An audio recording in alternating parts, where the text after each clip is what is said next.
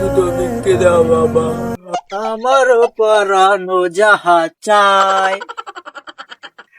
আরে এই জল তোমায় না তুই? আরে আনন্দ না তুই?